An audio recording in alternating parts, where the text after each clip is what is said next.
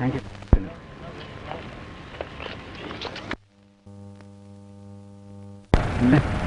What does the new Germany think of economic developments in the States? Wir betrachten die wirtschaftliche Entwicklung in Amerikas mit dem allergrößten positiven Interesse. Und wir sind dort der festen Überzeugung, dass Präsident Roosevelt und seine Berater auf dem richtigen Wege sind. Es handelt sich in der Tat um das größte wirtschaftliche und soziale Problem aller Zeiten. Die vielen Millionen Arbeitslosen, die ihre Plätze an den Maschinen und in den Kontoren verloren haben, wieder an ihre alten Arbeitsstellen zurückzuführen. Das kann nicht allein der privaten Initiative überlassen werden. Ausschlaggebend ist, dass die öffentliche Hand mit positiven Maßnahmen eingreift. Dr. Goebbels says that people in Germany are keenly interested and follow very closely the economic development in the United States, and they believe that President Roosevelt and his advisors are on the right way, because here we are in fact concerned with the greatest economic problem, economic and social problem, which the world has ever had to solve, namely to reinstate in the process of production the millions of people who have lost their jobs in factories and shops and offices. And in order to solve this problem, it is not sufficient to leave it to private initiative, but the government must take the lead. In some countries it is feared that this may produce inflation. Keineswegs. Es braucht damit nicht im Mindesten irgendeine Inflation verbunden zu sein. Denn jede Regierung wird so klug sein, produktive und nicht unproduktive wirtschaftliche Maßnahmen zu treffen. In Deutschland ist der Fall. Insoweit ich das in Amerika überschauen kann, hat Präsident Roosevelt und seine Berater auch dieselbe Absicht. I do not think so. It is not necessarily inflation that must be the consequence of such action, because if the governments are wise, they will undertake productive work and not unproductive work. That, at any rate, is what is being done in Germany. And as far as I know, President Roosevelt and his advisors are following the same course. The only consistent definition of socialism is the institutionalized interference with or aggression against private property and private property claims. In other words, you build a business, you build a factory, and you sell it to a group of workers who turns it into a cooperative, or there's an immense amount of profit sharing to incentivize employees to come work for you. There's nothing anti-capitalist about that, so that's totally justified. The socialism part is whether goods are acquired through voluntary exchange or initiating coercion against peaceful people. That's where the difference lies. Whereas capitalism is a social system based on the explicit recognition of private property and non-aggressive contractual exchanges between private property owners. Let's go through some of the National Socialist program points from 1920. Point number 7, we demand that the state shall above all undertake to ensure that every citizen have the possibility of living decently and earning a livelihood. Nice and vague, so at any point you can say, this doesn't count as living decently. This doesn't count as earning a livelihood. Therefore, state intervention is justified at every turn. If it should not be possible to feed the whole population, then aliens, non-citizens, must be expelled from the Reich, perfectly planning up a future scapegoat to justify further intervention. Point number 10, the first duty of every citizen. Well, quickly on point number 7. Just because you don't support the state making it so people can earn a living and earn a livelihood doesn't mean you're against those things. Just because you're against the government controlling religion doesn't mean you're against religion. Just because you don't want the government controlling food doesn't mean you're anti-food. Point number 10, the first duty of every citizen must be to work mentally or physically. Work makes you free. As the gates of Auschwitz said, no individual shall do any work that offends against the interest of the community to the benefit of all. This is collectivism 101. No respect for the individual, no respect for private property. Point 11, that all unearned income and all income that does not arise from work be abolished. In other words, if I work for 20 years to build a business and that business starts making money, I'm at that point not working, so the state can abolish that income. And by that, of course, they mean steal. Does this apply to government? If government just makes a law, give us $1 trillion, is that work? Government has no earned income. What does earned mean? Ridiculous. Point number 12, since every war imposes on the people fearful sacrifices and blood and treasure, all personal profit arising from the war must be regarded as treason to the people. So if Germany benefits from the war by, acquisition of lands and further territory, does that mean Germany must then give up those profits, the profit of land? What about all the soldiers who made money? Are their profits to be abolished?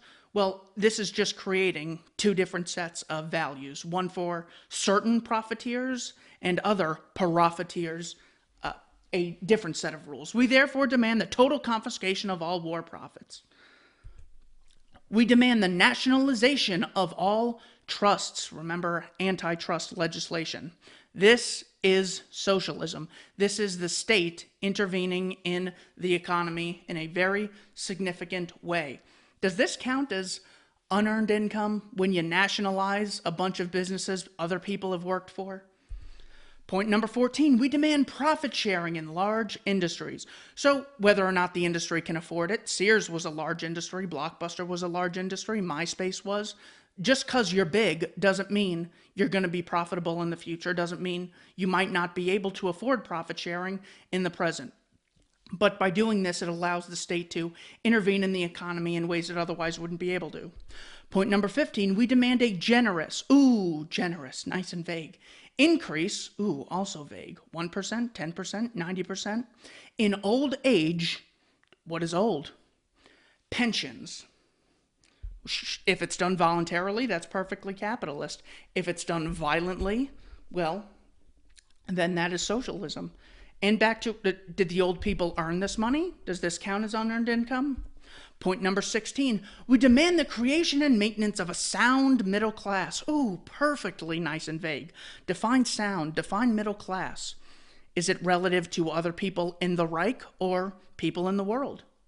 The immediate communalization of large stores, which will be rented cheaply to small tradespeople, taking from those who have made the money, made the factories, did all the marketing, did all the research, took all the risk, and giving it to others. And the strongest consideration must be given to ensure that the small traders shall deliver the supplies needed by the state, the provinces, and the municipalities. Point 17, we demand an agrarian reform. Mao would be very proud. In accordance with our national requirements and the enactment of a law to expropriate the owners without compensation. Government taking from the rich, the evil 1%. It sounds very familiar. Of any land needed for the common purpose. Another cry for collectivism. The abolition of ground rents. So if I invest a ton of money and build a building and then rent it out to people, that can't happen. So what's that going to do? It's a disincentive for me to build in the future. Creates more poverty, less places for people to live, supply goes down, price increases, and the prohibition of all speculation in land. Point number 18, we demand that ruthless war be waged against those who work to the injury of the common welfare. Define common welfare. Who gets to decide? Obviously the Führer, who's so kind and brilliant. Traitors, usurers, profiteers, etc. So define traitor. Was Hitler a traitor when he tried the Beerholt Push? Usurers. So it's okay for me to not lend anyone anything, but I can't lend someone something on interest. Profiteers. So if I spend 50 cents on gasoline driving to work and earn $100 a day, I've profited $99.50. Would that be outlawed? Are to be punished with death, regardless of creed or race. Point 20, in order to make it possible for every capable and industrious German to obtain higher education and thus the opportunity to reach into positions of leadership, the state must assume the responsibility of organizing thoroughly the entire cultural system of the people, government involvement in education. The curricula of all education establishment shall be adopted to practical life. The conception of the state idea, science of citizenship, must be taught in schools from the very beginning. So it's not brainwashing, obviously. They're just teaching people things. What's wrong with that? We demand that specially talented children of poor parents, whatever their station or occupation, be educated at the expense of the state. And that's how you buy them off. And that's how you make them dependent.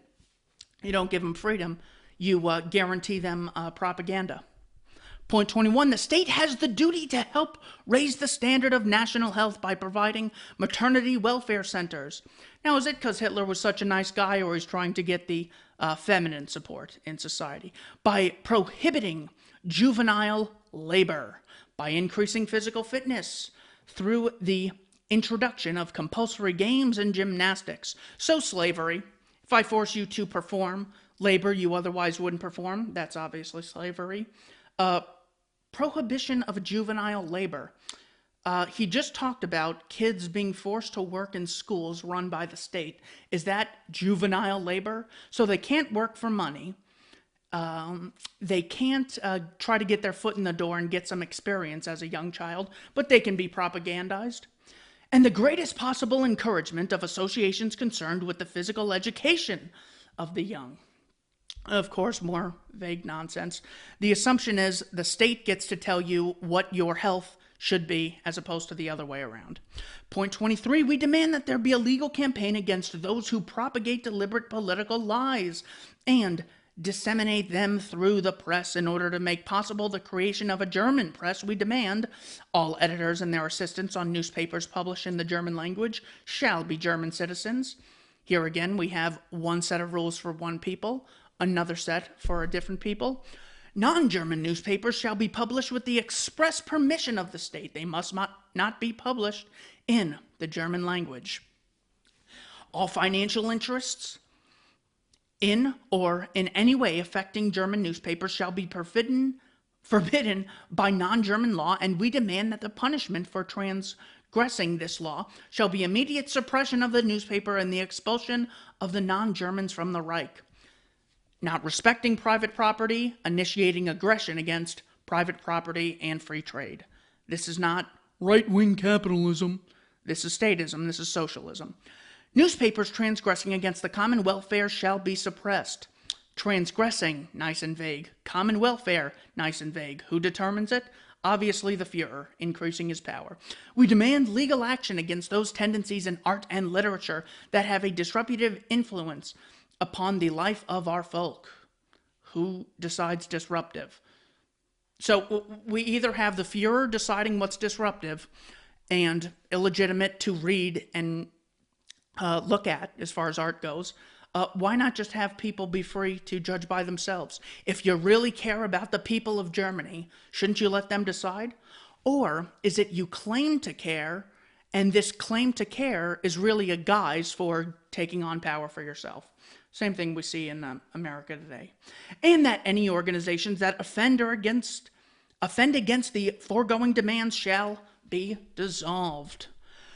Point 25, common good before the individual. More collectivism.